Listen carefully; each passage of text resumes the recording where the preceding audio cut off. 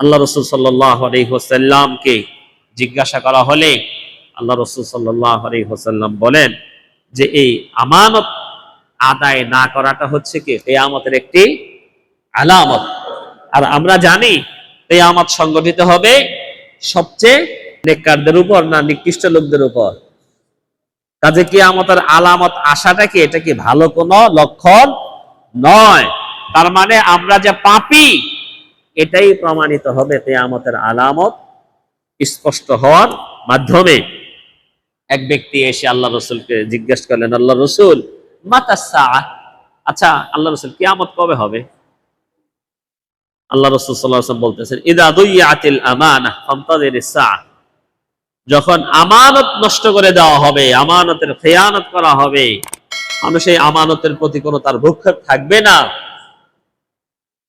মনে করে কি তখন কিয়ামত হবে। সাহাবী আল্লাহ রাসূলকে জিজ্ঞেস করলেন, কাইফা ইযাআতুহা, আচ্ছা আমানতের খেয়ানত আবার কিভাবে হবে আল্লাহ রাসূল? ক্বালা ইযা উসিদাল আমরু ইলা গায়রি আহলিহি ফান্তাযিরিস সাআহ, রাওয়াহুল বুখারী। সহিহ বুখারীতে বর্ণিত, বলতেছে যখন একটা কাজ তা অনভিজ্ঞ অযোগ্য লোকের কাছে দিয়ে দেওয়া হবে, সেটাই কি একটা কিয়ামতের আলামত। আমাদের সমাজে এখন দেখে এই যে বিভিন্ন সেক্টরগুলোতে বিভিন্ন জায়গায় যে দায়িত্বগুলো পালন করতেছে, এরা কি সত্যি এগুলো দায়িত্বশীল? কোটার ভিত্তিতে কি দায়িত্ব দিয়ে নিচ্ছে? কোটা বিরোধী আন্দোলনে গিয়ে বাংলাদেশের এক বিপ্লব হলো, এই বিপ্লবী সরকারের কাছে আবার নারীবাদীরা মেয়েদের জন্য কোটা যাচ্ছে কত 200%। 300 আসনের জায়গায় নারী কোটা কয়টা দিছিল? 300, এখন চাই কত? 600। পুরুষরা লড়াই করে নির্বাচন করে পোস্টার বিতরণ করে পাস করে যাবে, আর তারা কি বসে বসে চলে যাবে। মেয়েদেরকে বাড়ি থেকে বের করার কি কত খেয়াল করছেন? এবং তারা কমিশন সুপারিশ করতেছে যে না, জেলা প্রশাসনেও, মানে যে কোনো প্রশাসন, জেলা বলতে বাংলাদেশের প্রশাসনিকে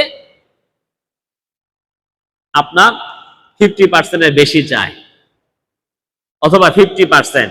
64 জেলা, 64 জেলাতে ডিসি দিতে হবে কয়টা?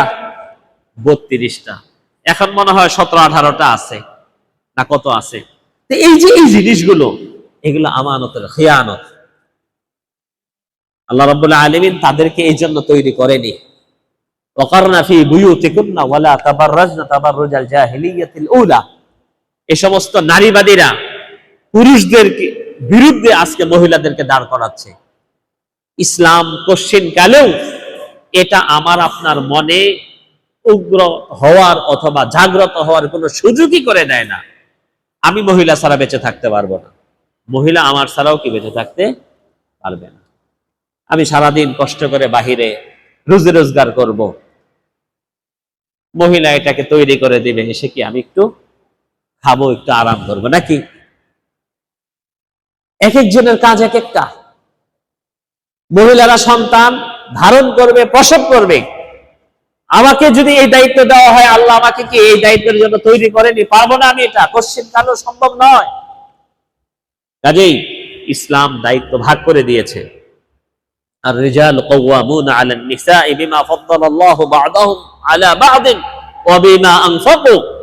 পুরুষরা সংসার দুজনেই করে, একজন নারী আর একজন পুরুষ মিলে কি একটা সংসারে ঢোকে, ঠিক না? আল্লাহ রাব্বুল আলামিন মহিলাদের উপর কি দেনমোহর ফরজ করছেন না ছেলেদের উপর? ছেলেদের উপর ওয়া আতুন নিসা সাদাকাতিহিন্না নিহলা। যেহেতু তারা খরচ করবে, যেহেতু ভরণ পোষণের দায়িত্ব পুরুষের, এজন্য পুরুষদের মাঝে একটু কি সবুর বেশি আছে, সাহসিকতা বেশি আছে, গায়ের শক্তি বেশি আছে। আল্লাহ রাব্বুল আলামিন তাদেরকে একটু ফজিলত দিয়ে তৈরি করেছে। এই উপাদান দিয়ে তৈরি করার কারণে বলছেন সংসারের দায়িত্বটা কার কাছে থাকবে? আর রিজালু কাওয়ামুনা আলান নিসা। নারী পুরুষ উভয় মিলে সংসার করবে, কিন্তু পরিচালনায় থাকবে কারা? পুরুষেরা। এটা এই নারীবাদীদের পছন্দ হয় না। আল্লাহ বলতেছেন অবিমান ফাকু, যেহেতু তাদের এই সামর্থ্য আছে আর যেহেতু তারা খরচ করে, কাজে এই জন্য এই দায়িত্বটা তাদের। এই যে একটা আমানতের খেয়ানত, শুরু হয়ে যাচ্ছে। এখানে আল্লাহ তৈরি করেছেন একজন, আপনি করতে চাচ্ছেন সেটাকে আরেকটা, তাহলে সেই সমাজে কোশ্চিন কালেও কি কোনো ভালো কিছু আশা করা যাবে না। ইদা উসিদাল আমরু ইলা গায়রি আহলিহি ফান্তাযিরিস সাআহ, আল্লাহ রাসূল বলেন যে যেটার যোগ্য না, যখন তাকে ওই কাজ দেবে তখনই মনে করো কিয়ামত চলে আসবে। আজকে আমাদের দেশে পুলিশের দায়িত্ব দিয়ে রাখছে মহিলাদেরকে। কোন পুলিশের কাজ হচ্ছে কি? অপরাধীদের সাথে কি তার সবসময় উঠা বসা, চোর ধরা, ডাকাত ধরা, অপরাধী ধরা, শাস্তি দেওয়া, ইত্যাদি ইত্যাদি। সেনাবাহিনী যাদের কাজ কি? প্রতিরক্ষা, ডিফেন্স, মারামারি কাটাকাটি, সেখানে ঢুকাইতেছে কি? মহিলা। প্রশাসন যেখানে দায়িত্বশীল কারা হবে? পুরুষরা। আর রিজাল কাওয়ামুনা আলান নিসা, আপনার বাড়িতে 5 জনের সদস্যের মাঝে যদি আল্লাহ আপনাকে লিডার বানিয়ে দেয়, তাহলে জেলা প্রশাসক কি মহিলাকে বানাবে না পুরুষকে বানাবে? বলেন তো ইসলামের চিন্তা ভাবনা কি? কিন্তু আজকে মেয়েদেরকে বানানো হয়েছে, আবার এরা আরো ডবল চাইতেছে। তো বাংলাদেশ নষ্ট হবে না কোন দেশ নষ্ট হবে? কিয়ামতের আলামত ইজা উসিদাল আমরু ইলা গায়রি আহলিহি, আসলে তো সে এটার যোগ্য না। বড় আফসোসের বিষয়। কাজে এগুলো আমানতের কি সব খেয়ানত হচ্ছে। উচিত ছিল আমাদের সমাজে, ঠিক আছে, নারী পুরুষ সবাইকে নেন, যেহেতু আপনারা প্রগতিশীল বলতেছেন, নারী পুরুষের সম অধিকারে বিশ্বাসী বলেন, তাহলে এখানে নারীর জন্য আলাদা কোটা কেন? 64-র একটাও বুঝি না। মহিলারা যদি তাদের যোগ্যতায় যদি 64টা নিয়ে নেন, পরীক্ষা নেন, ইন্টারভিউ নেন, সার্বিক দিক বিবেচনা করে দেখেন, তারা যদি জেলা প্রশাসকে বা বিভিন্ন জায়গায় বিভিন্ন সেক্টরে তারা যদি যোগ্যতার ভিত্তিতে ঢুকতে পারে ঢুকুক, কিন্তু না, যোগ্যতায় কাজ হচ্ছে না, দেখে পারে না। এই জন্য শেষে কি কোটা করে যে না, এখন আমাদের দেশের আলিয়া মাদ্রাসাগুলোতেও কি এত% মহিলা দিতে হবে। যেখান থেকে উলামা তৈরি হতো, যেখান থেকে দাঈ তৈরি হবে, সেখানেও কি এই সমস্ত কাজে আমাদের উচিত? এগুলাকে আমানত না খেয়ানত? খেয়ানত। আমি ইসলামী দল করি, আমি যে কোনো দল করি, বিশেষ করে আলেম যারা আছে, ইসলামী সংগঠন যারা আছে, তাদের সোচ্চার প্রতিবাদ করা দরকার। এগুলো যদি না করি তাহলে এটাও আরেক প্রকার খেয়ানত। যদি না করি আমি, এটাও আরেক প্রকার খেয়ানত, যে আমার ভোট কমে যাবে, অথবা মহিলারা আমাদের উপর কে রাগান্বিত হবে। আমরা তো আলোচনা করি না? আমাদের মুসল্লিকে মহিলা নাই? আজকে লম্বা আলোচনা করেছি এই বিষয়ে। ময়মনসিংহের অনেক মহিলা মুসল্লি আছে, এখন তারা যদি বেজার হয় অসুবিধা আছে কোনো? তারা যদি আমাকে দাওয়াত না খাওয়ায় অসুবিধা আছে কোনো? এটার নামই আমানত। আপনি হক কথা বলে যাবেন। আল্লাহ রাসূল সাল্লাল্লাহু আলাইহি ওয়াসাল্লাম হক কথা বলেছেন। হক কথা বলার কারণে কুরাইশদের মাঝে বিশৃঙ্খলা তৈরি হয়েছে নাকি? না অস্বীকার করতে পারবো আমরা? আগে কুরাইশরা খুব মিলেমিশে থাকতো না? আল্লাহ রাসূলের চাচা আবু লাহাব, যার বিরুদ্ধে কোরআনের আয়াত নাজিল হলো, সূরা লাহাব নাজিল হলো, এই আবু লাহাব আল্লাহ রাসূলকে কত মহব্বত করতো জানেন? হ্যাঁ, অনেক মহব্বতের ছিল। যেই কৃতদাসী আল্লাহ রাসূলের জন্মের খবর এসে দিছে, খুশিতে ওই কৃতদাসীকে আজাদ করে দিছে। আমার ভাতিজা হয়েছে, তুই আমাকে এই খবর দিলে, যা তুই কি আজাদ।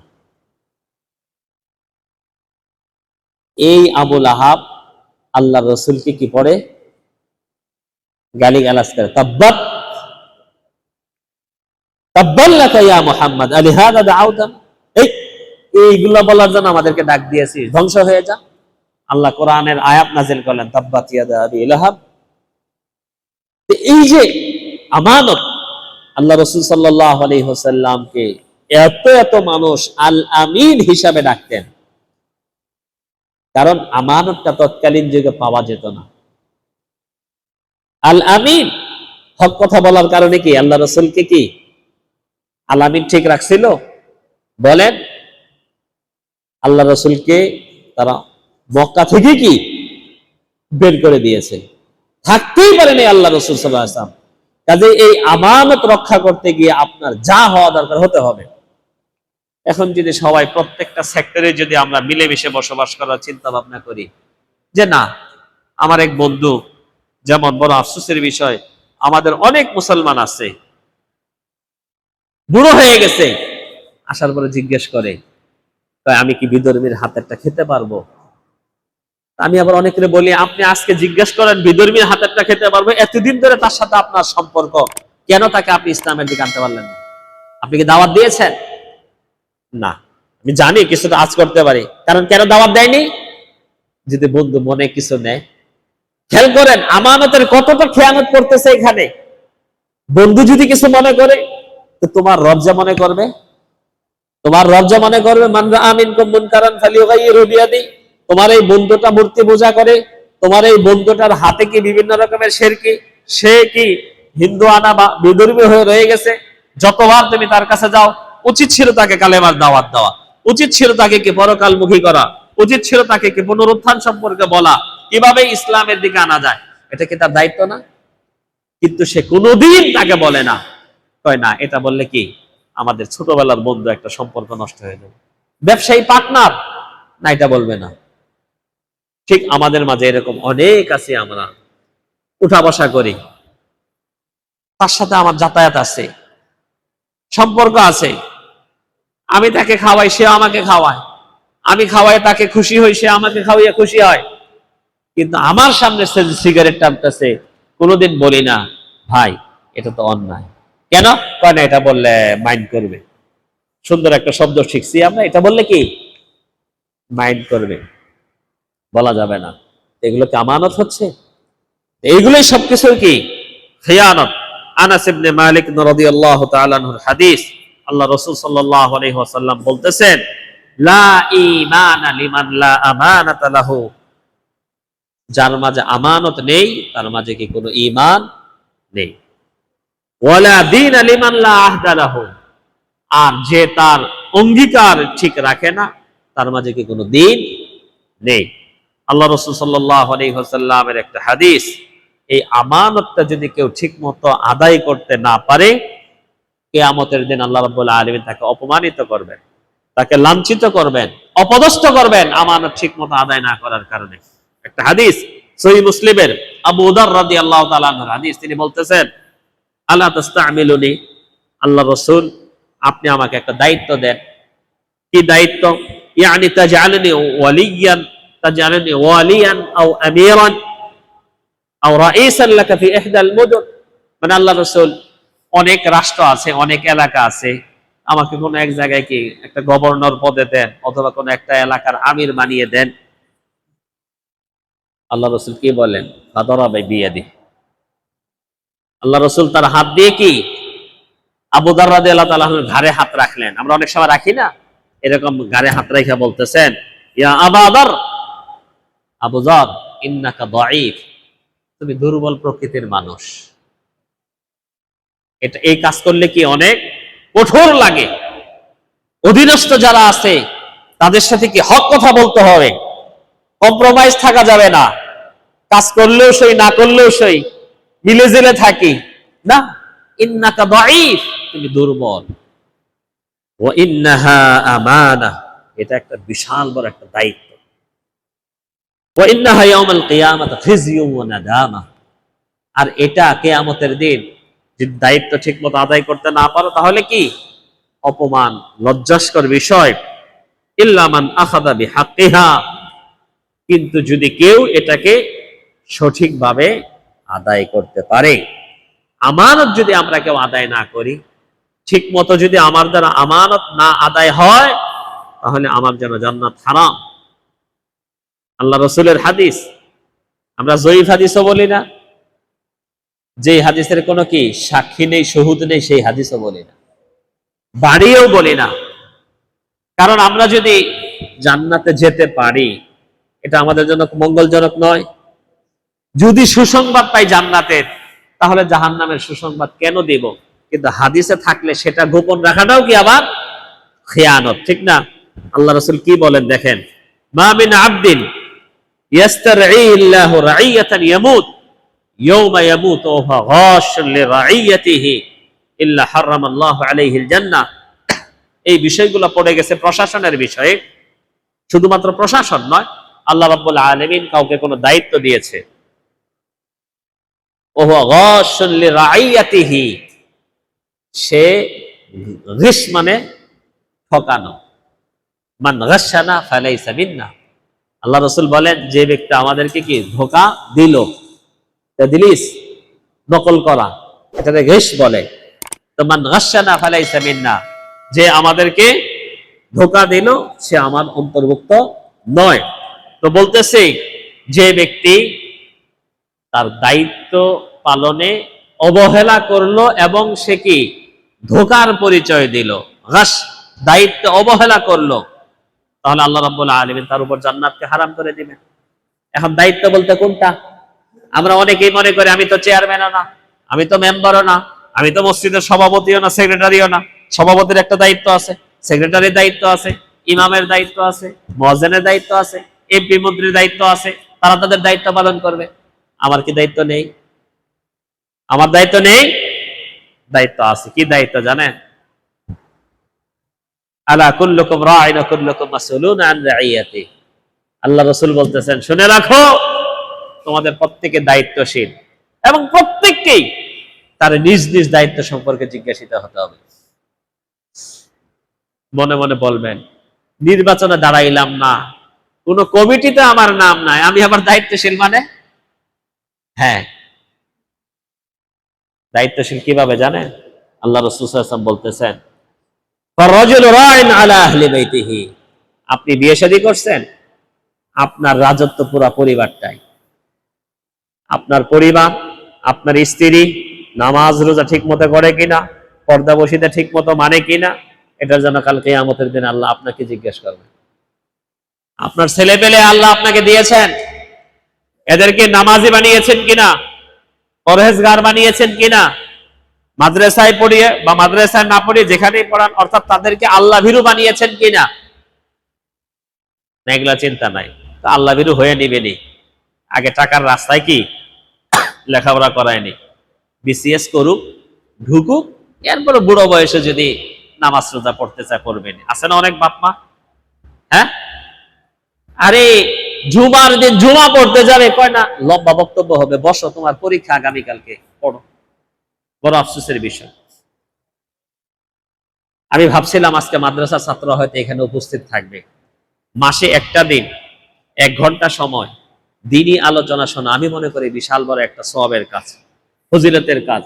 আমাদের শেখ আমানুল্লাহ খান রাহিমাহুল্লাহ উনি আলোচনা শোনাইতেন, আমরা সেভাবে পারি না, কিন্তু মাসে অন্তত পক্ষে একদিন এগুলো শুনলে লাভ হয় কি, যে আমি আজকে কিছু বলতে পারতেছি না, আমি ছোট মানুষ, কিন্তু সব দিনই তার ছোট আনবেন না, বড় আনবেন। বড়দের কাছ থেকে বড় শিখবে, ছোটদের কাছ থেকে ছোট শিখবে, এগুলো শিখে শিখে তারাও কি এক সময় কি একদিন দাওয়াতের ময়দানে কাজ করবে। কাজে আমি একটু আশ্চর্য হয়ে গেছে যে না, মাসিক প্রোগ্রামগুলোতে যদি পরীক্ষা না থাকে, আমি জানি না যদি আগামীকালকে পরীক্ষা থাকে বা যদি অল্প সময়ের মাঝে যদি পরীক্ষা থাকে তাহলে সেটা আলাদা কথা, পরীক্ষা না থাকলে তারাও শিখতে পারে। তো আমি যে কথা বলতেছিলাম যে আপনি আপনার সন্তানকে যদি নামাজে মুত্তাকি পরহেজগার না বানান, তাহলে আপনি আমানতের কি খেয়ানত করলেন। ওহ গাশুন, আল্লাহ রাসূলের হাদিস, ওয়াল মারআতু রাঈয়াতুন, একজন মহিলা সেও কিন্তু দায়িত্বশীল। মহিলা দেখে মাপ পেয়ে যাবে না, তার দায়িত্ব, সে কি তার বাড়িতে তার সন্তান যেগুলো আল্লাহ দিয়েছে, সন্তানদেরকে ঠিক মতো কি তদারকি করলো কিনা, তাদেরকে ঠিক মতো কি পরিচর্যা করলো কিনা, এটা একটা আমানতের একটা আছে না? আজকে আমাদের মা বোন যারা আছে তাদেরকে দেখবেন তারাও আমানতের খেয়ানত করে, যার কারণে মা এবং মেয়ের, মা এবং ছেলের কোনো সম্পর্ক নেই। এই যে আল্লাহ রাব্বুল আলামিন মহিলাদেরকে তৈরি করেছেন, বাচ্চাটা আসার আগে আগেই আপনি মাফ করবেন, বক্ষটা যেটা স্তনগুলো স্ফীত হয় এবং এর মাঝে কি দুধ আসে, এটা বাচ্চা পেটে না আসলে অথবা বাচ্চা না থাকলে কিন্তু কোনোদিন সাধারণ মহিলাদের মাঝে কি এটা আসে না। তো এই যে এটা আসে, এটা কি, এটা মহিলার কাছে একটা আমানত। আমানত কোথায় দিবে? এটা কি করবে? ট্যাবলেট খায় শুকাবে? হ্যাঁ, কিন্তু আমরা পুরুষরা অনুমোদন দেই, অথবা আমরা ট্যাবলেট এনে দেই, অথবা আমাদেরকে চিকিৎসা করাই যে না এটা বাচ্চাদেরকে ব্রেস্ট ফিডিং এ নাকি আপনার সাইজ বেদবি মাফ করবেন, আগেই বলে নিলাম, মানে এমন এক অবস্থা হয়েছে যে সাইজ বেসাইজ হয়ে যাবে, এই জন্য কি বাচ্চাকে খাওয়ানো যাবে না, বাইরের টাইনে খাওয়া। সম্পর্ক তৈরি হয়, আমানত আছে। খেয়ানত যেহেতু আপনি আপনার সন্তানের বেলায় শুরু করে দিয়েছেন, তাহলে এই বাচ্চা খায়েন হবে না তো হবে কারটা? আজকে আমরা আমাদের বাচ্চাদেরকে সত্যবাদীদের শিখাই না। ফোনে কথা বলতেছেন, আপনার বাচ্চা চুপ করে খেলতেছে, আপনি যে বলতেছেন ভাই খুব বিজি আছি, আমি জামে পড়ে আছি, অথচ আপনি আপনার বাসায়, আপনার ছেলে সত্যবাদী কোত্থেকে হবে?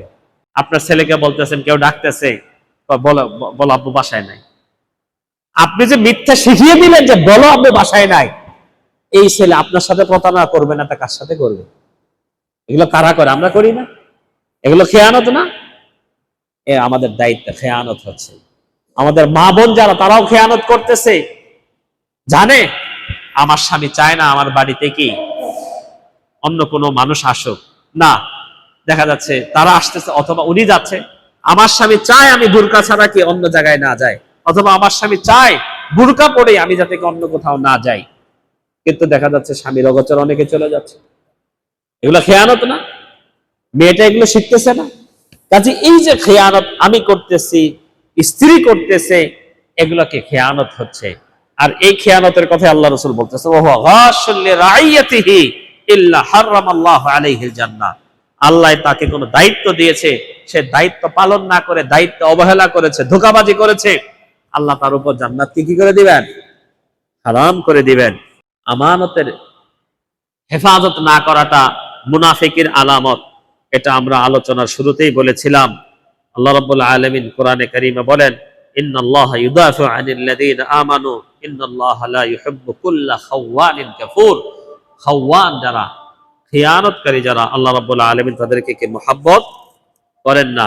রাসূল সাল্লাল্লাহু আলাইহি ওয়াসাল্লাম তিনি আমানত আদায়ে এতটাই তৎপর ছিলেন। আল্লাহ রাসূল সাল্লাল্লাহু আলাইহি ওয়াসাল্লাম তো নবুয়তি লাভ করার আগেই সবাই তাকে কি আল আমিন উপাধি দিয়ে দেন। আল্লাহ রাসূল সাল্লাল্লাহু আলাইহি ওয়াসাল্লাম তিনি তার এক হাদিসে বলতেছেন, আল্লাহি ইন্নী লা আনকালিবু ইলা আহলি, আমি অনেক সময় আমি আমার পরিবারের কাছে যাই, ফাআজিদু তামরা সাকিতাতুন আলা ফিরাশি, বিছানার উপর আমি একটা খেজুর পড়ে থাকতে দেখি, ফাআলতাকিতহা, আমি সেই খেজুরটাকে কি কুড়ায়ে নেই, তুম্মা আরফাউহা ইলা ফি, আমি আমার মুখের কাছে নিয়ে যাওয়ার পর আমার মনে হয়ে যায় খেজুরটা যদি সাদকার খেজুর হয়। কারণ আল্লাহ রাসূলের বাড়িতে সাদকার যাকাতের অনেক জিনিস আসতো, এগুলো উনি বন্টন করে দিতেন, উনি খেতেন না, ওনার জন্য কে খাওয়া জায়েজ ছিল না। তো এই যে একটা দেখছেন আমানত, যদি ওখান থেকে এটা হয়ে যায় একটা। আর আমাদের দেশের সরকারি চাকরিজীবীরা বৃহস্পতিবার দিন বিকাল হলে ট্যাঙ্কি ফুল করে, ট্যাঙ্কি ফুল করে সরকারি টাকায়, আর ড্রাইভারকে এক্সট্রা টাকা দেয় এখান থেকে, অথবা অন্য একটা ভাউচার দিয়ে দেয় লেখা যে আমার সাথে তুই কি, তার পারিবারিক সফরে যাবে, সরকারি গাড়ি এবং সরকারি তেল খরচ করে।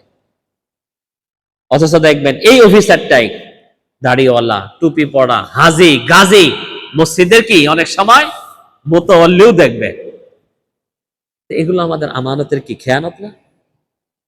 আল্লাহ রাসূল সাল্লাল্লাহু আলাইহি ওয়াসাল্লাম হিজরতের সময় দেখেন, যেই মক্কাবাসী তাকে জানে মেরে ফেলবে মক্কা থেকে বের করে দিল, এই মক্কাবাসীর আমানত গুলো দিয়ে আসার জন্য আলী রাদিয়াল্লাহু তাআলা আনহু 3 দিন থাকেন।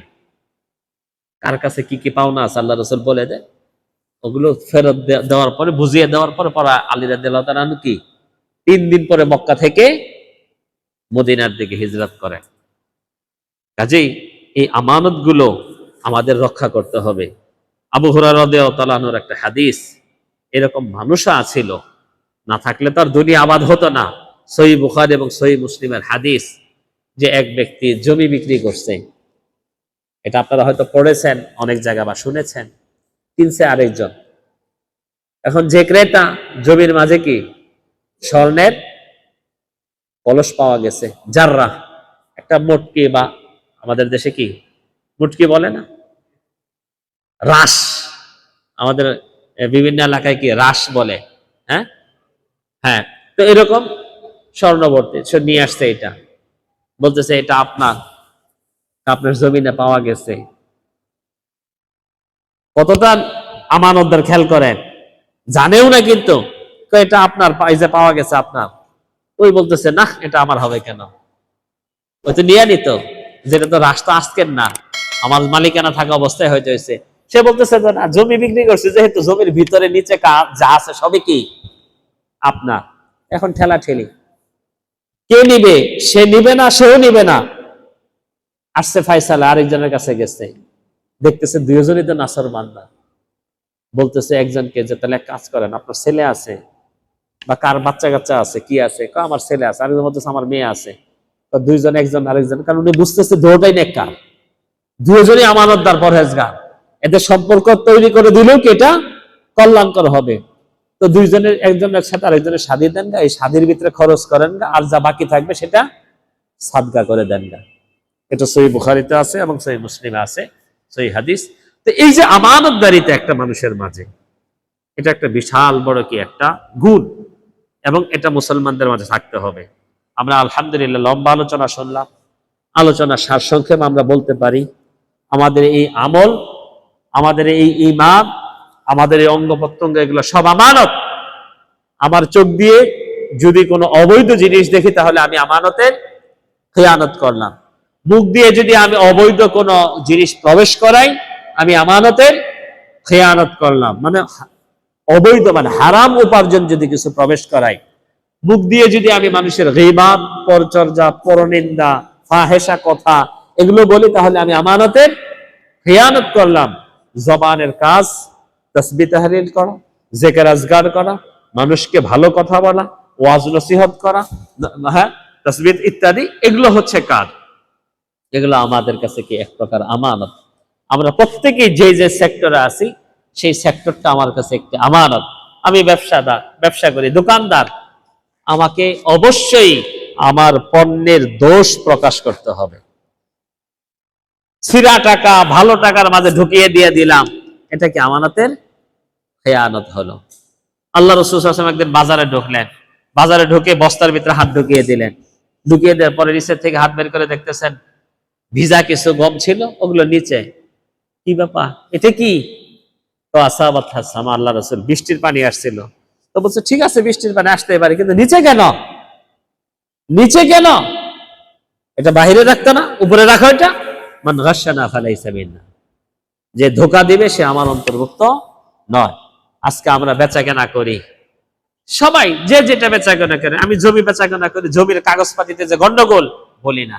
নেককার পরহেজগার ইমানদারের বালাই এখানার নাই জমি বিক্রির বেলায়, আছে না এরকম? হ্যাঁ, চাকরি করতেছে, আমার চাকরিতে আমানতদারিতা নাই, ব্যবসা করতেছে আমানতদারিতা নাই। কাজে প্রত্যেকটা সেক্টরে আমাকে আমানতদারিতার পরিচয় দিতে হবে, এবং আমানতদারিতার পরিচয় দিতে হবে আল্লাহ রাব্বুল আলামিন আমাকে যে দায়িত্ব দিয়েছেন, সেই দায়িত্ব কি? তাওহীদ প্রতিষ্ঠা করা। দায়িত্ব কি? ইবাদত করা। আলোচনা শুরুতেই বলেছিলাম তাওহীদ কাকে বলে। আল্লাহর একত্ববাদ শুধু স্বীকার করাটাই না, কোরআন হাদিস মোতাবেক নিজের চিন্তা চেতনা, আপনার এক আত্মীয় অথবা এক দিনী ভাই অথবা আপনার সামনে একজন অপরাধ করতেছে, চুপ থাকবেন না। ফাত্তাকুল্লাহ মাসতাতাতুম, সাধ্য অনুযায়ী তাকে আপনি নিষেধ করবেন। ওমা আলাইনা ইল্লাল বালাগ, রাগ করলে বলবেন যে না ঠিক আছে আমি বললাম, বাস আমার দায়িত্ব, সমস্যা না, রাগ করেন। লাস্তা আলাইহিম বিমুসাইতির, কিন্তু বলবেন না, না বলতে হবে যদি বলার পরিবেশ থাকে। যদি বলার পরিবেশ থাকে, আত্মীয় স্বজন তাবিজ কবজে ভর্তি, বলবেন না যে না এগুলো বললে আরেকদিন কি, এগুলো ছোটখাটো বিষয়, এগুলো আমানতের খেয়ানত। কাজেই প্রত্যেকেই তার নিজ নিজ দায়িত্ব নিয়ে তার আমানত গুলো যদি আমরা রক্ষা করি প্রতিটি সেক্টরে, তাহলে আদায় হবে। আমাদের আত্মীয় স্বজনের মাঝে দাওয়াতি কার্যক্রম চালানো, এটা আমার উপর কি আমানত। ন্যায়ের আদেশ করা আমানত, অন্যায় থেকে নিষেধ করাটাও কি এটা আমার উপর আমানত। আমার পরিবারের মাঝে ইসলামী তাহজিব তামাদ্দুনের বাস্তবায়ন করা, এটা কি আমার উপর আমানত। ছেলে নামাজ পড়ে না, আমি 5 ওয়াক্ত নামাজ পড়ি, আমি কি আমানতদার হলাম?